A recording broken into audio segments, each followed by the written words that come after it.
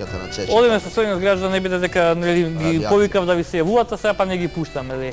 Ајде, добро вечер. Добро вечер. Кој се јавува? Перо Стенче. Перо, од каде Перо? Голем Стенче Тетовско. Добро, повели. Голем поздрав до Паско. Имам едно прашање во врска со во село Стенче има археолошки ископување. Зашто уште не се предложува кога се знае дека има најдено тука 3 крстилници, негде како 4-5 век. Сите 3 се со различна големина. Зашто уште не се предложува со ископувањето? Добро. Во Стенче има и неолитски локалитет, значи многу постара од овие, многу исто така значаен. Ова сум бил таму. Тие таму навистина имаат интересни остатоци од ранохристијанскиот период.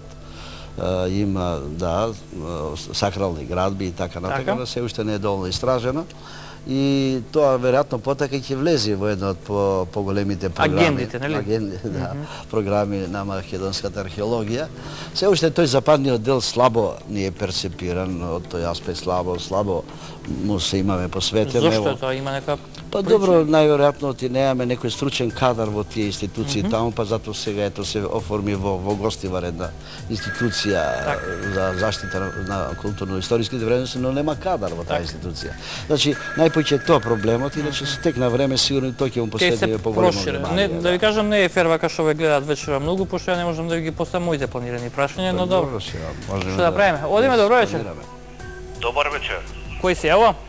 Ѓоко од Вевчани, Чикопаско. Добро. Поздрав од Вевчани, од местото под Вајтос, од патот Вија Игнација. До Вија Игнација, баш таму. Крак до Вија. Чикопаско. Абе сите ни кажат било вака, било онака.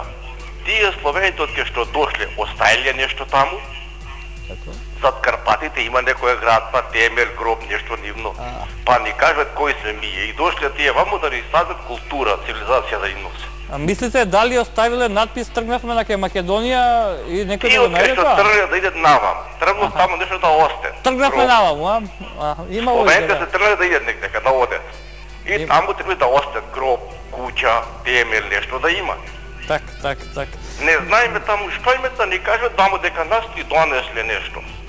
Добро, мислам, не знам дали ме следат со почеток, значи тука не спориме за словенскиот дел од историјата на Македонија. Ние не спориме ни за античкиот, него се обидуваме да видиме зошто некој друг се обидува да го спори копањето во античкиот дел и односно тоа мешање кое што е нормално за една одредена територија. Реков, пак да не повторувам, секаде каде што ќе прочитате, сите книги отворете ги, мислам тоа се научно обработени теми, ќе видите дека античка Македонија лежи на денешна Северна Грција, што тие сега си ја нарекуваат Македонија, наша Македонија во денешни граници и мал дел во соседна Бугарија.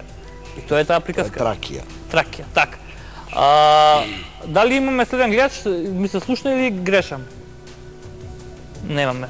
Може само мало да кажам дека околу словените, да, навистина имаме и врска со нив, но е голем метеж околу нивната појава преку Балканите доаѓањето во време на Византија, како и претходно еден праша од нашите слушатели. Значи голем метеж е нивното доаѓање. Тие заедно доаѓаат со аварите, се мешаат, разни други племиња ги покоруваат.